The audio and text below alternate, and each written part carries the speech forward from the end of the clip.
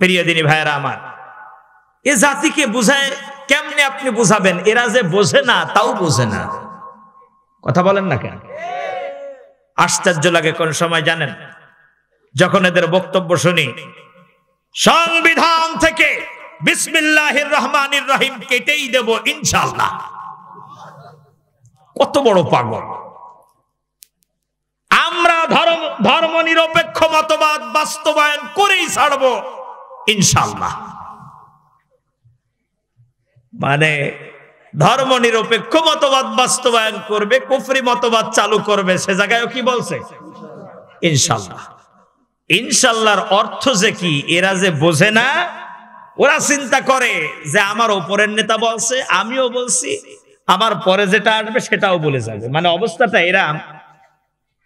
আমি অনেক আগে এই গল্পটা হয়তো একবার বলেছিলাম আপনাদের সামনে। এক যুবক কি করেছে? বিয়ে করেছে। এক যুবক কি করেছে? বিয়ে করেছে। তো কোন সময় সে রীতিমতো নামাজ পড়ে না, এই জুমা আর ওই জুমা। জুমা ছাড়া কোন সময় সে নামাজে যায় না। ভাগ্যক্রমে যেদিন বিবাহ হয়েছে, এই বিবাহর দিনে সে দৌড়ায় চলে গেছে নামাজে। কোথায় গেছে? কারণ একটু পরে তার কোন রাত? সবাই বলেন, বাসর রাত। আনন্দের ঠেলায় দৌড় দিয়েছে নামাজে, সার নামাজে। ইমাম সাহেব হুজুর সালামটা ফিরায় দেখে, কি রে, এই নাপিত তো জুমা ছাড়া আসে না, আজকে আসলো কেন?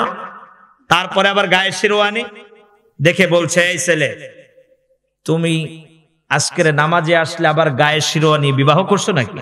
বলছে, জি হুজুর, বাড়িতে নববধূ রেখে এইমাত্র আসলাম। ঠিক আছে, তাহলে তুমি জানো আর কোনদিন নামাজ ছাড়বা না। একটু পরে ওর কোন রাত? জোরে বলেন। ও আনন্দের ঠেলায় বলেছে যে হ্যাঁ, আমি কোনদিন কি ছাড়বো না? নামাজ ছাড়বো না। এখন ফজরের নামাজের আগে মোড়ামুড়ি করছে। ফজরের নামাজের আগে কি করে? মোড়ামুড়ি। তাই নতুন স্ত্রী বলছে, কি ব্যাপার, তুমি এরা মোড়াও কেন? বলছে, আর বলো না, আমি বড় বিপদে পড়ে গেছি। কি বিপদ? হুজুরকে কথা দিয়ে আসছিলাম যে আমি আর কোনোদিন কি ছাড়বো না?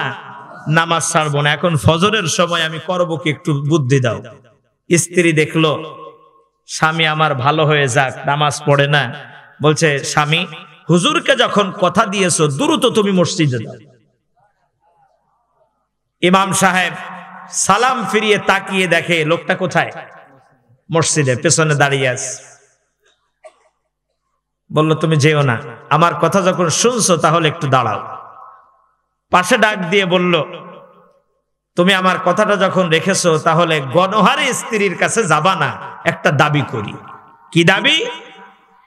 প্রতিনিয়ত নামাজ পড়বার, আল্লাহর কাছে দোয়া করবা, রব্বি হাবলি মিনাস সলিহিন, আল্লাহ আমাকে একটা কি সন্তান দাও?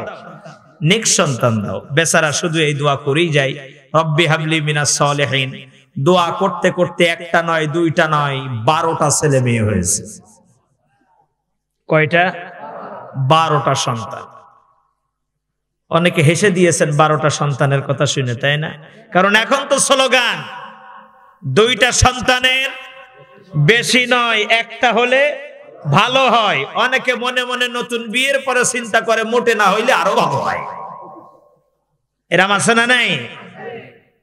আজকের আপনার আমার দেশেই স্লোগান, মুসলমানের দেশেই স্লোগান, 2টার বেশি নয়, একটা হলে ভালো হয়। জন্ম নিয়ন্ত্রণ পদ্ধতি দেখানো হয়, অথচ ইহুদি নাসারারা ওরা একজনও জন্ম নিয়ন্ত্রণ করে না, কারণ ওদের জনসংখ্যা কম আর মুসলমানের জনসংখ্যা বেশি। ওরা দেখে মুসলমান তো বেড়েই যাচ্ছে, এটা কমাতে গেলে ওদেরকে এই থিওরি দিয়ে মানুষ করতে হবে। কারণ ওরা অবৈধ মেলামেশা আর ওদের মদ গাঁজায় সন্তান হওয়ার জন্য যে শুক্রাণু, এগুলো সব যায় দুর্বল হয়ে, শুধু দুর্বল নয়, সব নষ্ট হয়ে যায়। আর আমার মুসলমানেরা তো এই ধরনের কার্যকলাপে জড়িত হয় না, যার কারণে আল্লাহ একটার জায়গায় অনেক মুসলমানকে 5টাও দিয়ে দেয়। ওরা এটাই চিন্তা করে যে সর্বনাশ, এভাবে যদি জনসংখ্যা বাড়ে মুসলমানের, অল্প দিনের ভিতরে গোটা বিশ্ব মুসলমানদের দখলে চলে আসবে। প্রিয় দিনী ভাইয়েরা আমার,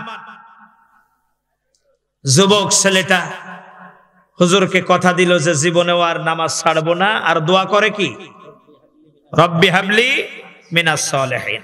দোয়া করতে করতে সন্তানের সংখ্যা কয়টা? 12টা।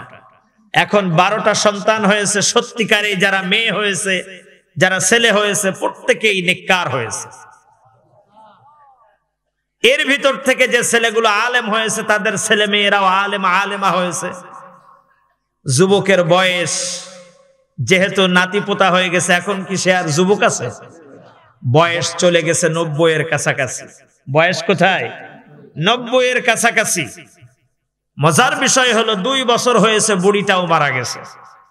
দেখবেন যদি দাদি মারা যায়, দাদার সাথে পোতারা অর্থাৎ ছেলের ঘরের ছেলে অথবা মেয়ের ঘরের ছেলেরা সময় একটু বেশি কাটায়, কারণ দাদা যেন কি না করে, চিন্তা না করে।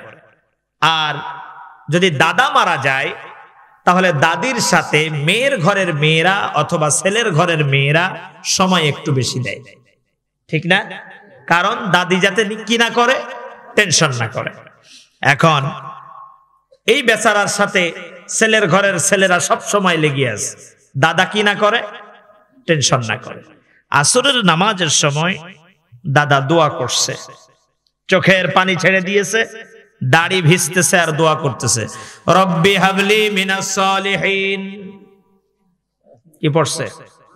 রব্বি হাবলি মিনাস সালিহিন। অর্থ কি? আল্লাহ আমাকে একটা কি সন্তান দাও। এখন নাতিপুতা যারা আলেম হয়েছে, ওরা পাশে বসে ভাবে কি ব্যাপার, দাদার বয়স হয়ে গেছে 90, বিবি মারা গেছে 2 বছর, আবার কাছে আর দোয়া করছে, তাহলে নিশ্চিত যে দাদা নতুন করে এই বুড়ো বয়সে কিছু একটা করছে। যেই না মুনাজাত ছেড়েছে, নাতিপুতারা ডাক দিয়ে বলে, এই দাদা নতুন করে বুড়ো বয়সে ভীমরুতিতে ধরছে, কোথায় কি করছো বলো। বলছে, না তো খোকা, আমি কিছু করি নাই। করো নাই মানে? একটু আগে তুমি নেক সন্তান চাইছো আল্লাহর কাছে। বলছে, কই না তো এরকম কিছু চাইটাই নেই।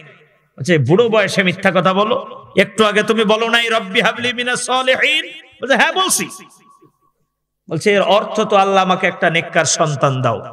বলছে, খোকা, যেদিন তোমার দাদিকে প্রথম বিবাহ করে নিয়ে আসছিলাম, সেদিন এই দোয়াটা আমাকে ইমাম সাহেব হুজুর শিখাইলো, কিন্তু এর অর্থ যে এ তো আমি জানতাম না। আজকের যারা মিডিয়ার সামনে এসে বলে ধর্মনিরপেক্ষ মতবাদ, সেকুলারিজম বাস্তবায়ন করি ছাড়বো ইনশাআল্লাহ, এই ইনশাআল্লাহর অর্থ যে কি এরাও জানে না, এদের নেতারাও জানে না। জোরে বলুন কথা ঠিক না বেঠিক?